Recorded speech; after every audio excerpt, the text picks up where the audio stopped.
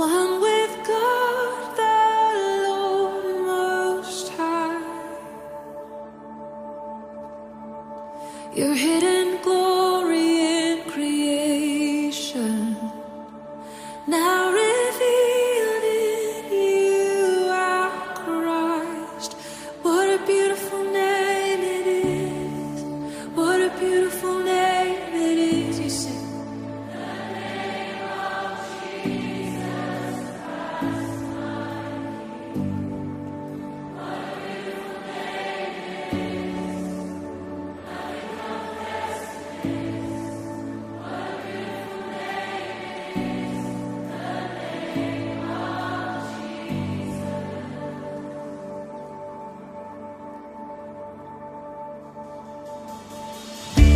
You didn't want heaven without us, so Jesus, you brought heaven down. My sin was great, your love was greater. What could separate us now? What a wonderful name it is. What a wonderful name it is. The name of Jesus Christ, my King. What a wonderful name it is. Nothing compares to this. What a wonderful name it is. The name of Jesus. What a wonderful name it is. The name of Jesus.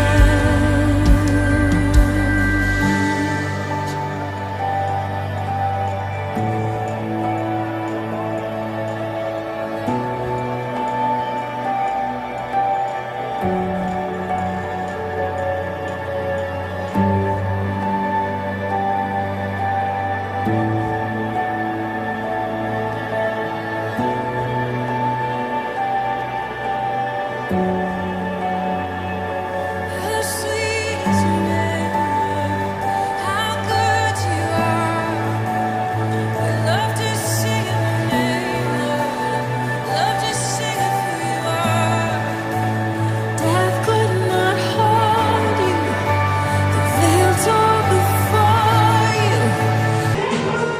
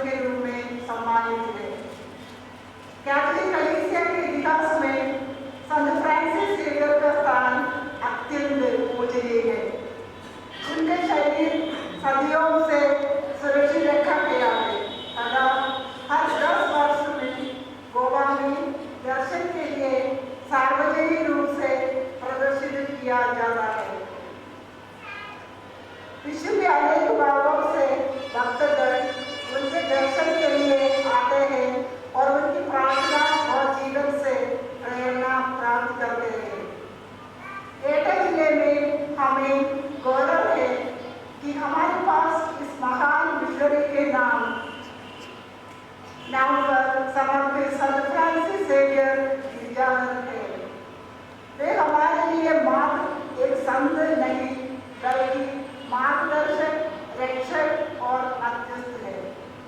उनकी कृपा और चमत्कार केवल कैथलिकों तक सीमित नहीं, सभी धर्मों के लोग उनके मध्यस्थ से आशीर्वाद प्राप्त कर चुके हैं। आज हम कृतज्ञ हृदय से इस महान संत के पर्व को मनाते हैं।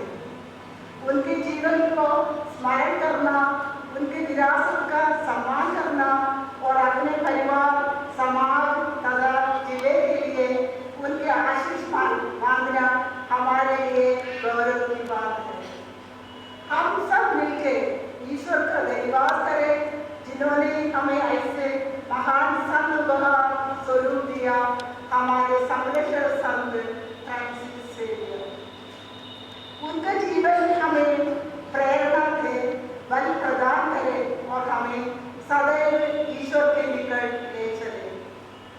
संत फ्रांसिस जेवियर पर्व की हार्दिक शुभकामनाएं। आज हम post reverend doctor Albert D'Souza और फादर विजय के स्वर्ण जयंती उत्सव का भी मना रहे हैं। हमारे आर्चबिशप आल्बर्ट डिसूजा एक अत्यंत ज्ञानी, प्रेरणा स्रोत और पुरोहित सच्चे प्रेमी थे। अपने विशाल अनुभव के द्वारा लखनऊ और आगरा के धर्म प्रांतों में आध्यात्मिकता, आनंद, प्रेम, समझ बताती है कि आप एक दूरदर्शी व्यक्ति हैं। आपका हर कार्य मसीह के दर्शन और मिशन का जीवंत संदेश है। फादर विजय, हम आपसे एक भी प्रार्थना करते हैं कि आप हम पर परमेश्वर के आशीष और अनुग्रह की वर्षा करें, विशेषकर हमारे आध्यात्मिक जीवन के लिए। जब आप एक पवित्र मिसा अर्पित करें, कृपया हमारे लिए प्रार्थना करें। आइए हम सब एक मन और एक हृदय होकर यीशु की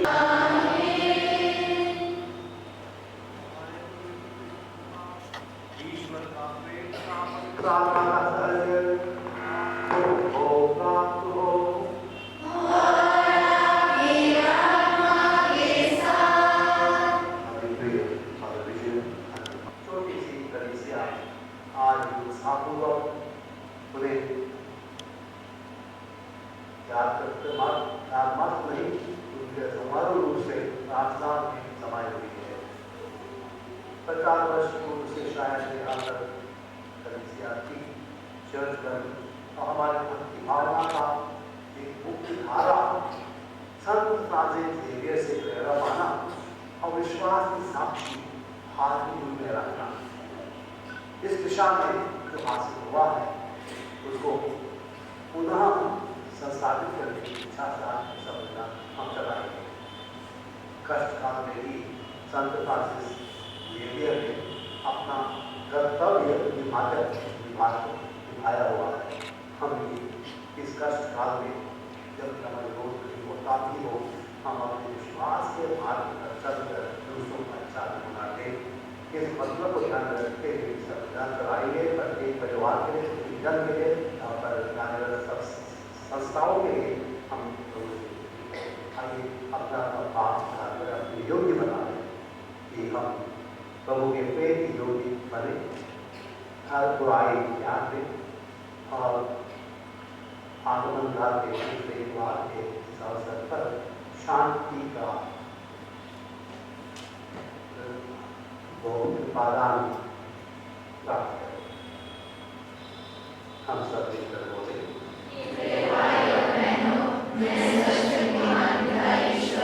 और आप लोगों के सामने स्वीकार करती हूँ कि मैं अपने वचन और कर्म से और अपना कर्तव्य पूरा न करने से अपने ससुर से अपने भाई ससुर से दो भाग किया है। इसलिए मैंने तुम्हारे नियम से सत्संग और आप लोगों से ये भाई और बहनों यह कहती हूँ कि सर्वशक्तिमान ईश्वर हम लोगों पर दया करें और हमारे पाप क्षमा कर हमें अनंत जीवन प्रदान करें।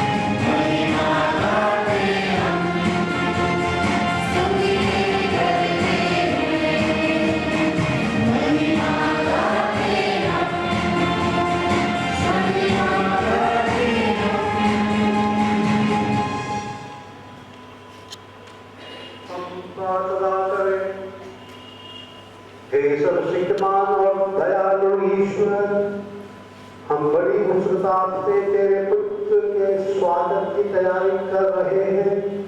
कोई भी सांसारिक वस्तु हमें न रोके। संत फ्रांसिस जेवियर के आधार में उनकी भक्ति के जीवन का आदर्श पाकर हम ते महिमा गाना चाहते हैं। हम सबको ऐसा ध्यान दें जब तेरे पुत्र का सहचर्य प्राप्त करें तो तेरे तथा पवित्र आत्मा के संग कि ईश्वर होकर युगानुयुग जीते और राज्य करते हैं।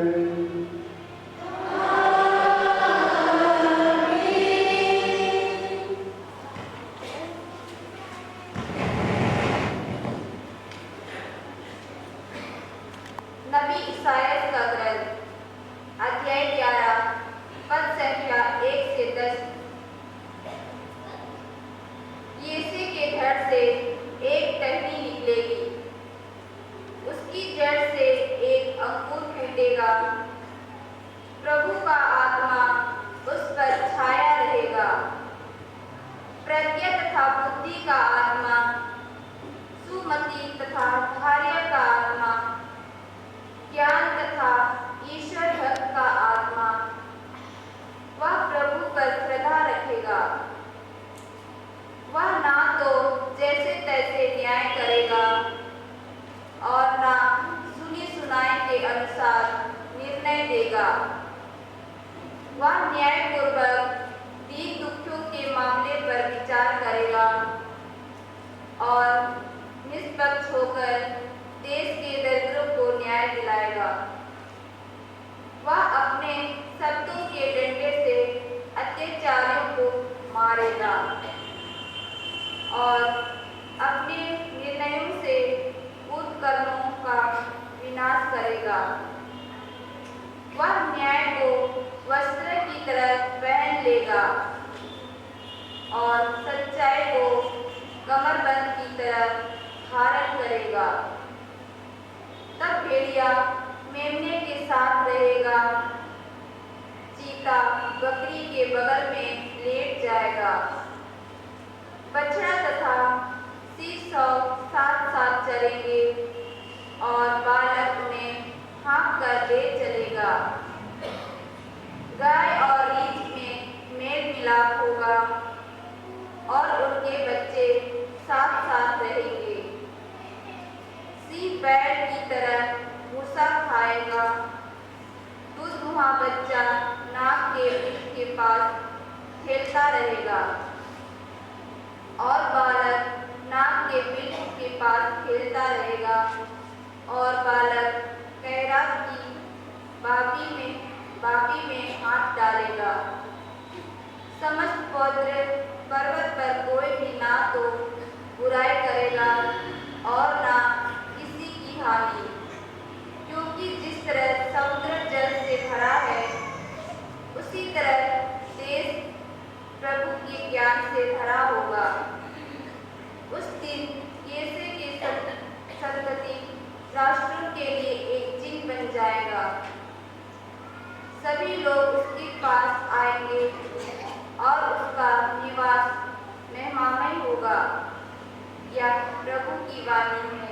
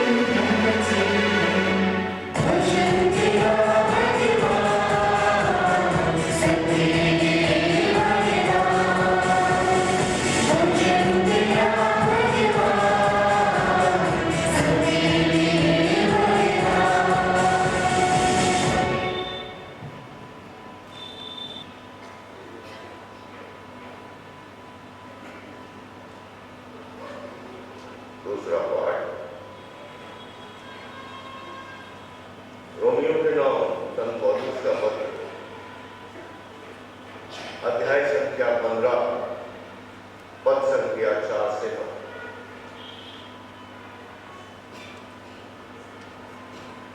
धर्म ग्रंथ में जो कुछ पहले लिखा गया था वह हमारी शिक्षा के लिए लिखा गया था, ताकि हमें उससे धैर्य और सांत्वना मिलती रहे और इस प्रकार हम अपनी आशा बनाए रख सकें। ईश्वर की धैर्य और सांत्वना का स्रोत है। वह आप लोगों को यह वरदान दे कि आप मसीह की शिक्षा के अनुसार आपस में मेल मिलाप बनाए रखें, जिससे आप लोग एक चित्त होकर एक स्वर से हमारे प्रभु यीशु मसीह के ईश्वर तथा पिता की स्तुति करते रहें। जिस प्रकार मसीह ने हमें ईश्वर की महिमा के लिए अपनाया है, उसी प्रकार आप एक दूसरे को भ्रातृत्व भाव से अपनाएं। मैं ये कहना चाहता हूं कि मसीह इसलिए यहूदियों के सेवक बने कि वह पूर्वजों को दी गई प्रतिज्ञाएं पूरी कर ईश्वर की सत्य प्रतिज्ञता प्रमाणित करें, और इसलिए भी कि गैर यहूदी ईश्वर की दया प्राप्त कर उसकी स्तुति करें, जैसा कि धर्म ग्रंथ में लिखा है।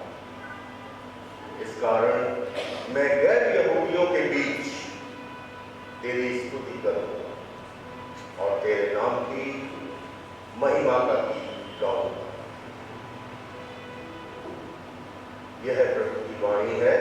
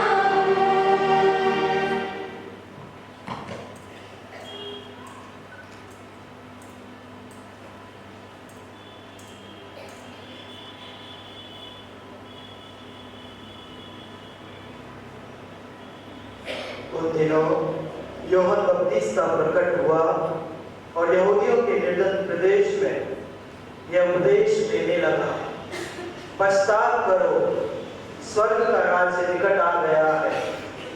यह वही था जिसके विषय में नबी ईसाइयाह ने कहा था, निर्जन प्रदेश में पुकारने वाले की आवाज, प्रभु का मार्ग तैयार करो, उसके पथ सीधे कर दो। यूहन्ना ऊंट के रोम का कपड़ा पहने और कमर में चमड़े का पट्टा बांधे था। उसका भोजन टिड्डियां और वन का मधु था। यरूशलेम, सारी यहूदिया और समस्त यरदन प्रांत के लोग यूहन्ना के पास आते थे और अपने पाप स्वीकार करते हुए यरदन नदी में उससे बपतिस्मा ग्रहण करते थे। बहुत से फरीसियों और सदूकियों को बपतिस्मा के लिए आते देखकर यूहन्ना ने उनसे कहा, प्रेसाब के बच्चों, किसने तुम लोगों को आगामी कोप से भागने के लिए सचेत किया? पश्चाताप का उचित फल उत्पन्न करो और यह ना सोचा करो हम इब्राहिम की संतान हैं। मैं तुम लोगों से कहता हूँ, ईश्वर इन पत्थरों से इब्राहिम के लिए संतान उत्पन्न कर सकता है।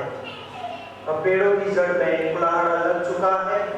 जो पेड़ अच्छा फल नहीं देता वह काटा और आग में झोंका जाएगा।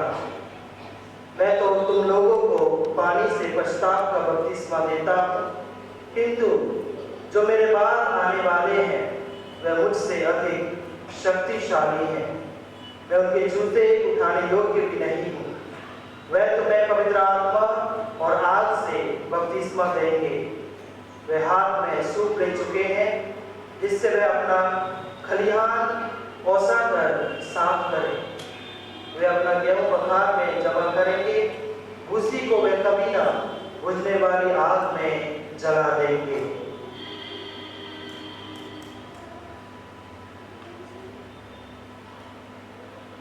प्रभु का पवित्र सुसमाचार।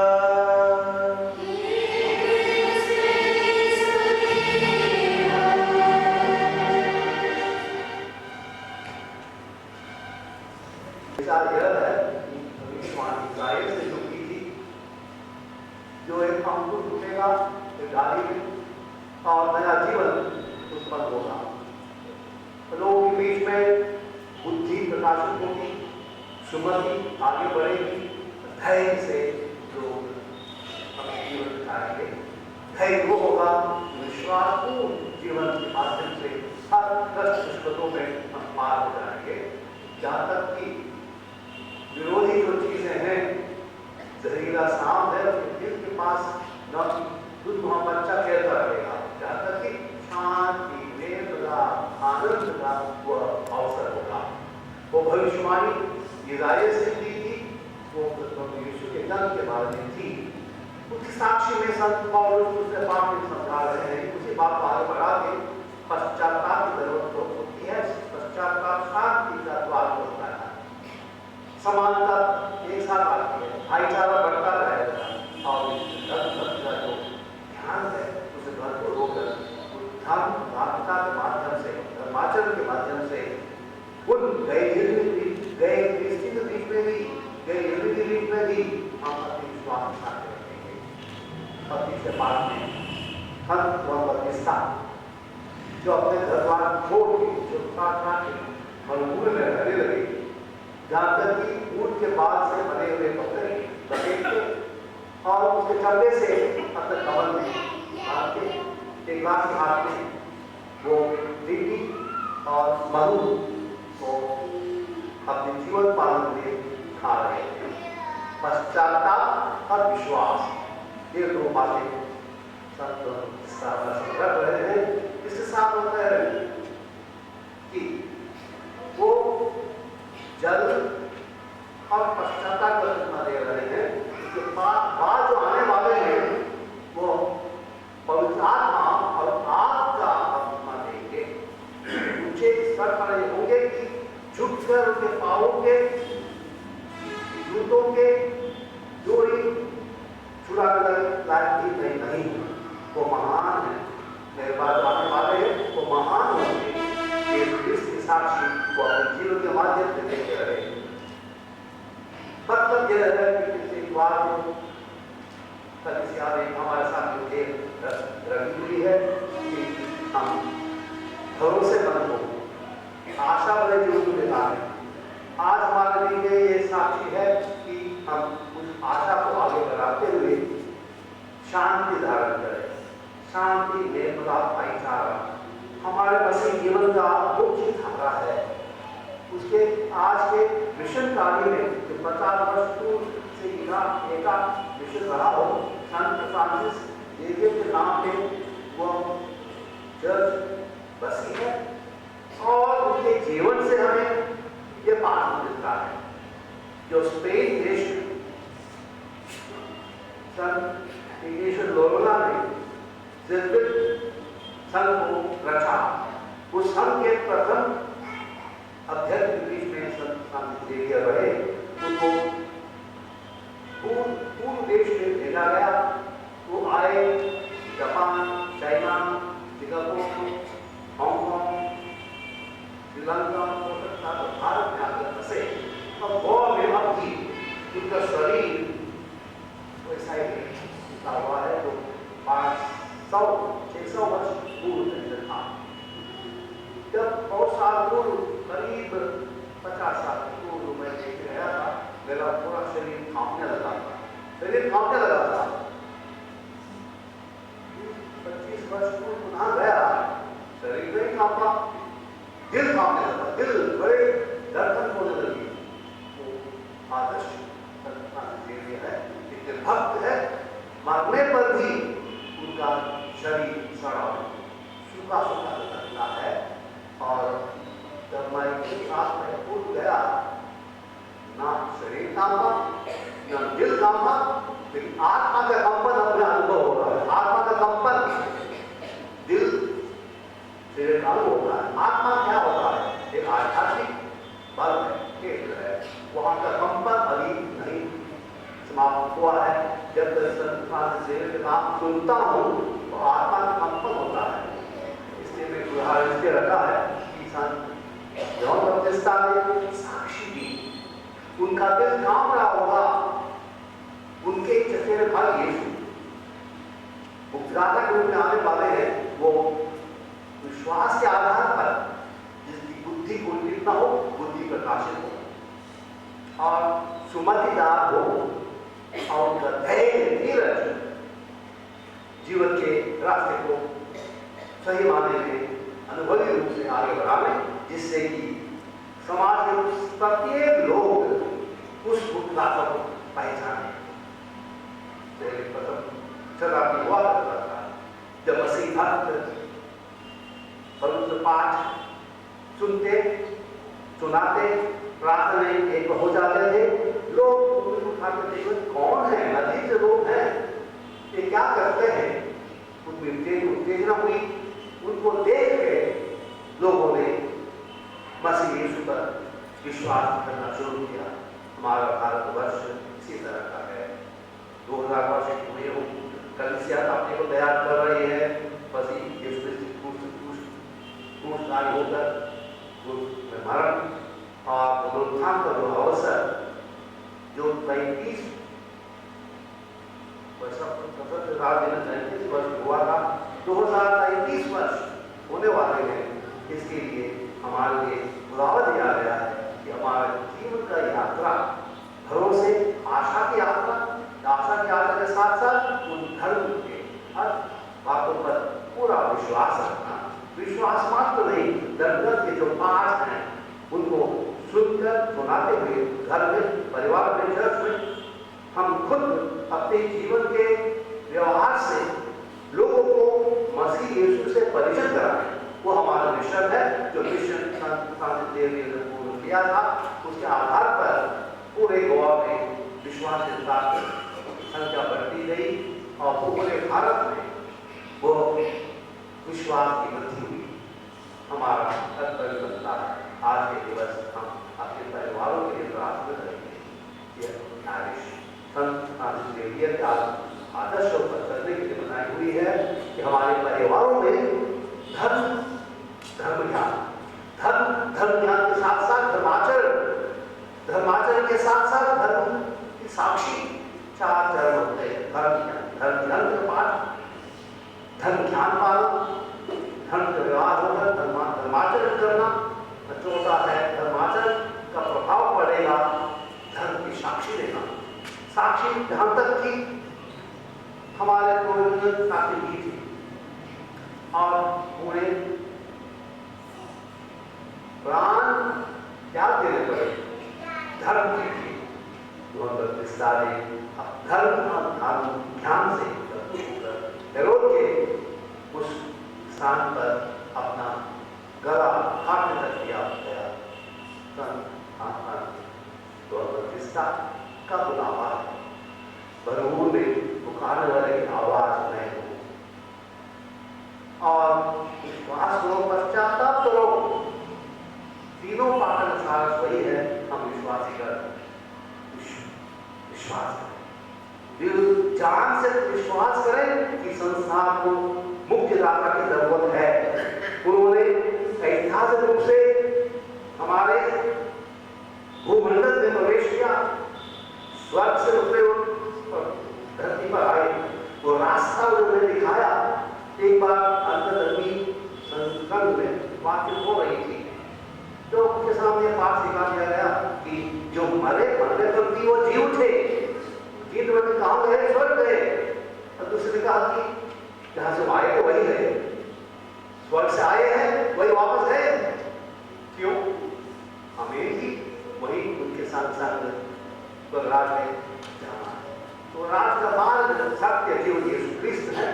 देवने के आदर्शों पर हम इस बात को समझें कि धरती पर मसीहा आ रहे, ऐतिहासिक रूप से आ चुके हैं, 2000 वर्ष पूर्व वो आ चुके हैं, लेकिन हमारे व्यक्तिगत जीवन में उनके आने का समय इंतजार हम कर रहे हैं। एडवेंट हुआ है, आगमन का हुआ है, इंतजार कर रहे हैं, वो आ रहे हैं, खुद अपने जीवन में कब आएंगे वो हमारे सामने वो सवाल है। हमारे जीवन में वो शांति का राजा, सत्य प्रेम का राजा, वो यीशु क्रिस्त कब हमारे हृदय में प्रवेश करेंगे? रहस्य में स्वभाव में प्रवेश करते आते हैं, तो वचन पर पढ़ते हैं, हम अनुभव होता है, प्रसाद का याद कराते हैं, उसका अनुभव होता है। एक दूसरे में निर्मलाप सत्य प्रेम मिलजुल रहते हैं, तो प्रभु यीशु हम विद्यमान होते हैं। आइए सरल स्वभाव में हम एक दूसरे को एक साक्षी दें। एक छोटी सी घटना है, दादाजी अपने छोटे पोते को घुमाने ले जा रहे थे।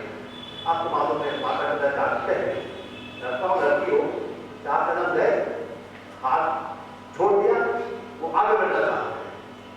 मम्मी कहे कि रुको रुको रुको, दादा ने कहा रुको रुको, मेरे हाथ पकड़ के जाओ। रुका जाता, हाथ पकड़ता 2-4 दिन का पुनः हाथ छोड़ के भाग आगे चलने लगा।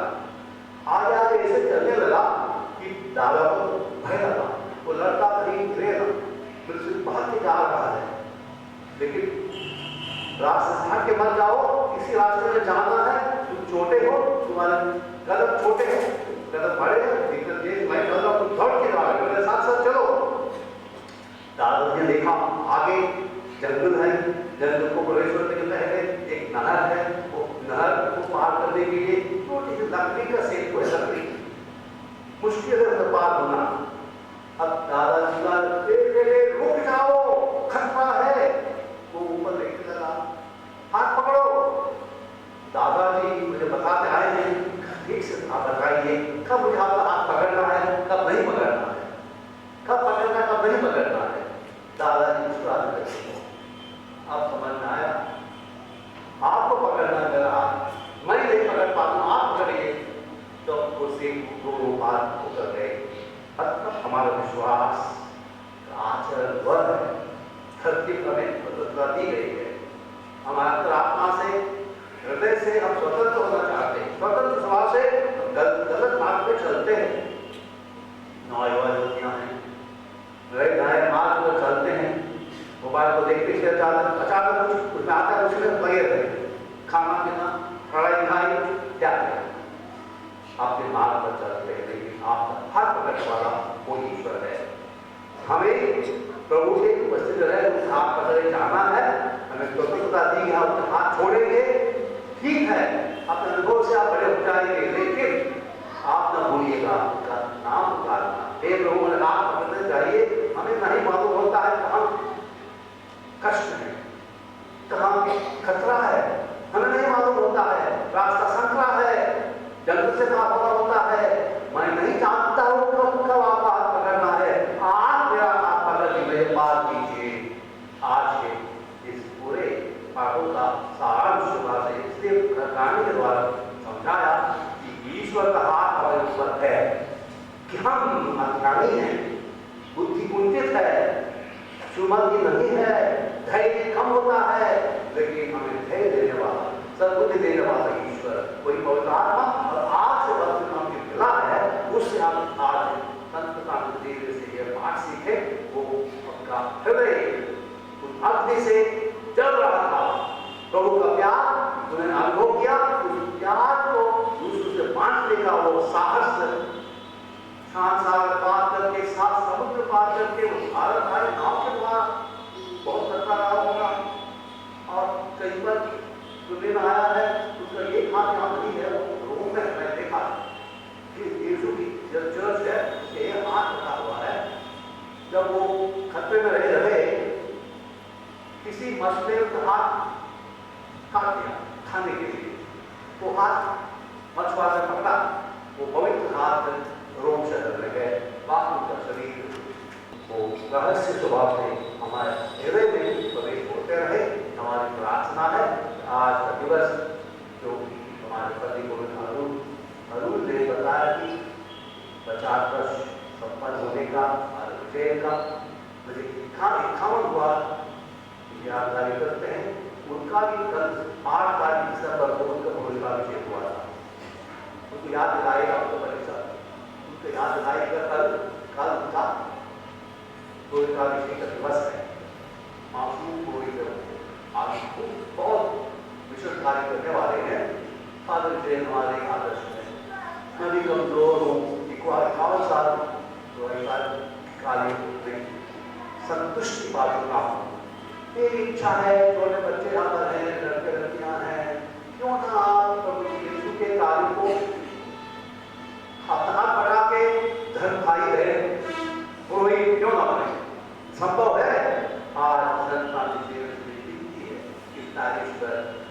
स्वर्ग का द्वार सब देखें और स्वर्ग पर ध्यान रखते हुए आगे वाले 2-3 सप्ताह कृष्ण से नया करें। आपका मार्ग ईश्वर को कृष्ण समारोह का पूरा अर्थ घरों में दिखाई पड़े। जहाँ अंधकार है वो प्रकाशमय हो, दिल का जो भय है दूर हो जाए। न्याय, प्रेम, सत्य और धैर्य के साथ जीवन को बिताते हुए समाज में एक अच्छा आदर्श नमूना इस तरह से रखें जिससे कि लोग समझें वो इंसान का धर्म क्या है, वहाँ भेदभाव नहीं है, एक समान जीते हैं, एक दूसरे एकता से रहते हैं। ये हमारा मिशन है। आज के समाज में उच्च आदर्श रखकर स्वर्गराज का वो झलक इस स्वर्गराज को झलक कृष्ण से करेगी। उसके साथ साथ रोजाना हम स्वर्ग धरती पर आने के लिए दुआ मांगते रहे और धरती स्वर्ग ईश्वर से जुड़ जाए कि ईश्वर का हाथ हम लोगों पर है।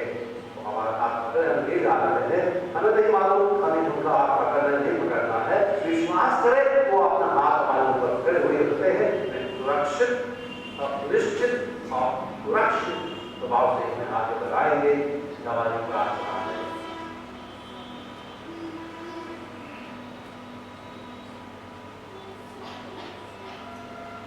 सभी खड़े होकर हमारा धर्म विश्वास करेंगे।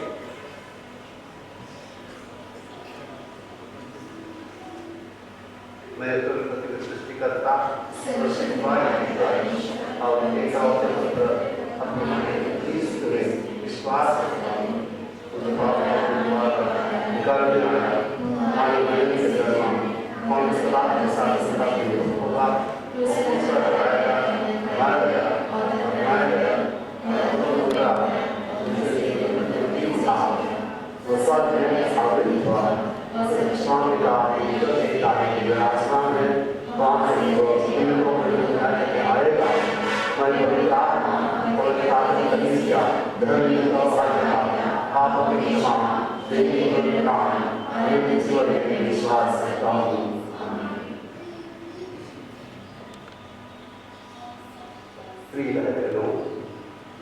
हमारे जीवन में यीशु ख्रीस्त को स्वागत।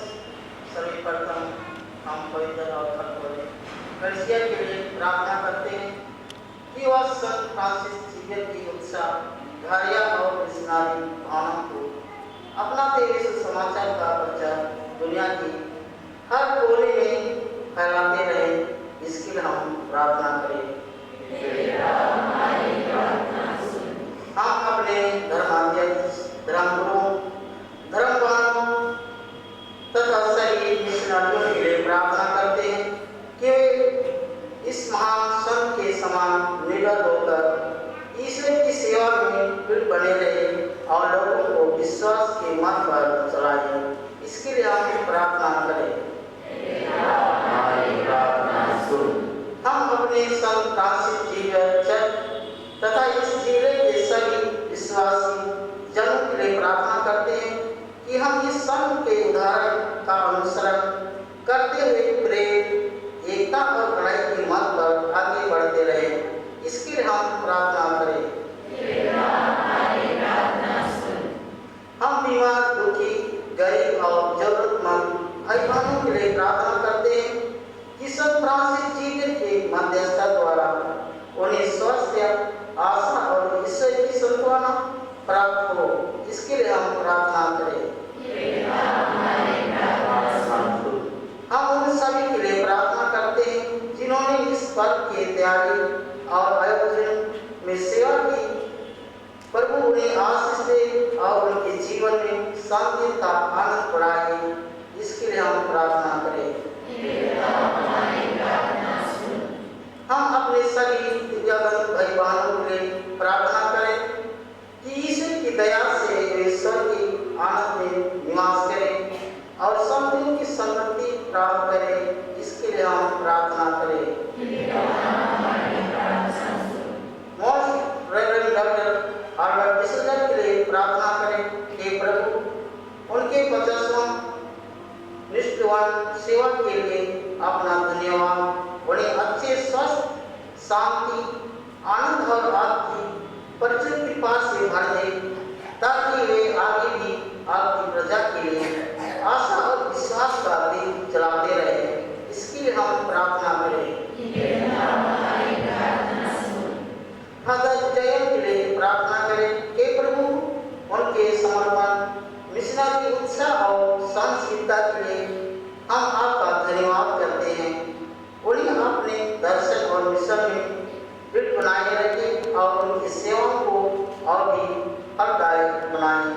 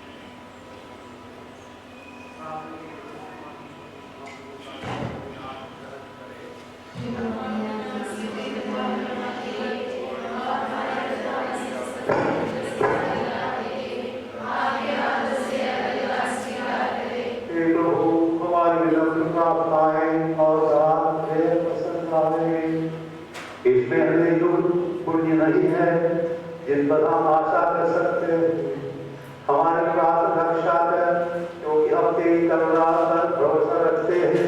यह प्रार्थना सुन ले हमारे प्रभु यीशु के द्वारा। प्रभु आप लोगों के साथ हो।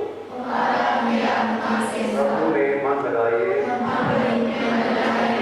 उनको धन्यवाद दें।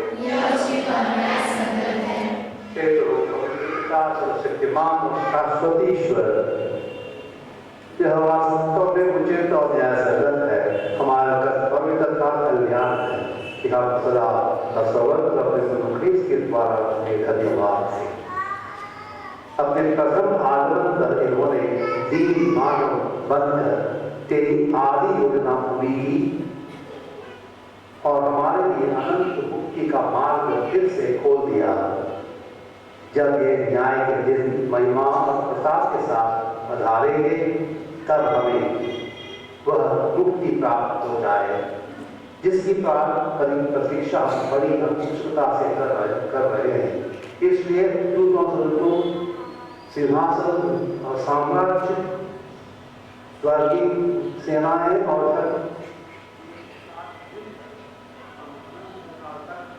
तेरा महिमागान करते हैं।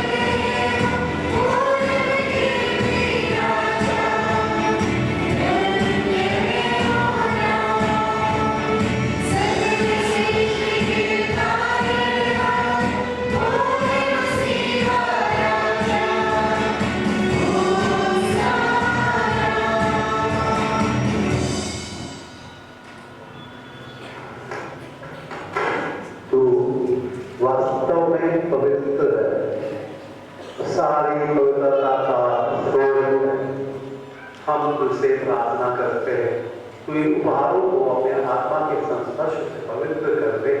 ये हमारे प्रभु यीशु ख्रीस्त के शरीर तथा रक्त बन जाए। जब वे स्वेच्छा से मृत्यु के लिए सौंपे, उन्होंने रोटी ली, तुझे धन्यवाद दिया और रोटी तोड़कर उसे अपने शिष्यों को देते हुए कहा, तुम साथी से लो और इसमें से खाओ, क्योंकि यह मेरा शरीर है जो तुम्हारे लिए बलि चढ़ाया जाएगा।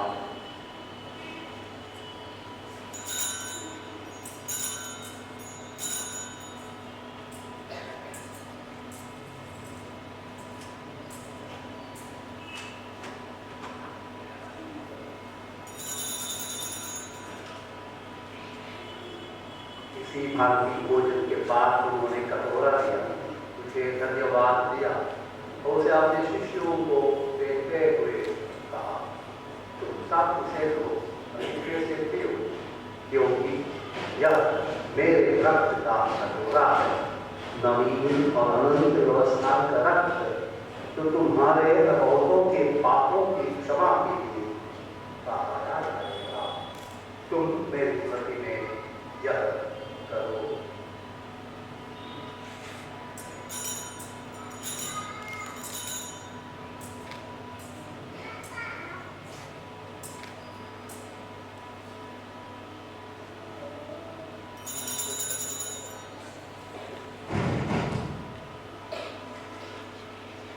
यह है हमारे विश्वास का रहस्य।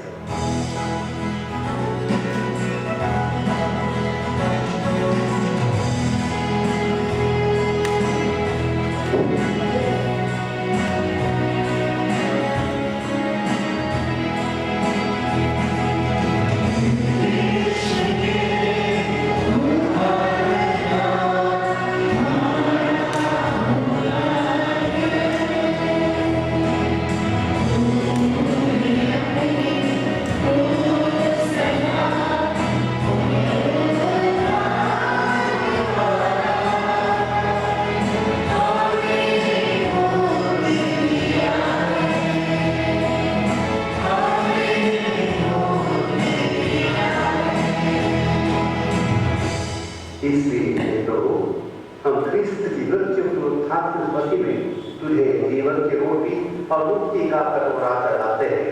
हम तुझे धन्यवाद देते हैं कि तूने हमें अपने सम्मुख उपस्थित होने और अपनी सेवा करने का सौभाग्य प्रदान किया है। हमारा नम्र निवेदन है कि हम सब ख्रिस्त का शरीर रक्त ग्रहण करके पवित्र आत्मा के द्वारा एकता के सूत्र में बंधे रहे।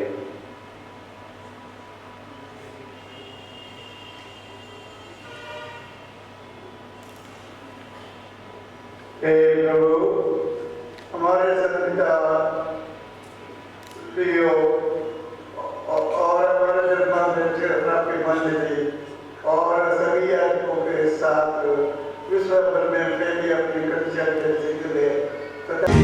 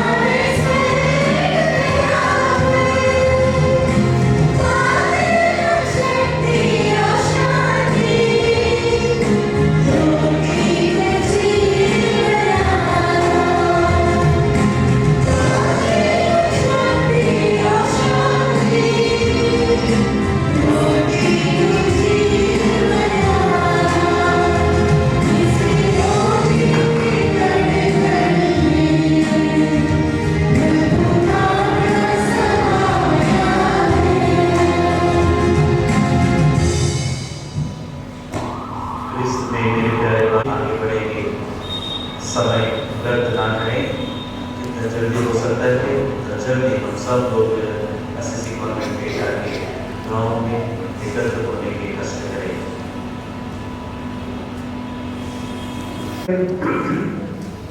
हे प्रभु, आध्यात्मिक भोजन से तृप्त होकर हम तुझसे नम्र निवेदन करते हैं कि इस संस्कार से सहभागिता द्वारा हम लौकिक वस्तुओं को भली भांति परखें और अलौकिक वस्तुओं के प्रति अनुरक्त रहे, हमारे प्रभु यीशु क्रिस्त के द्वारा।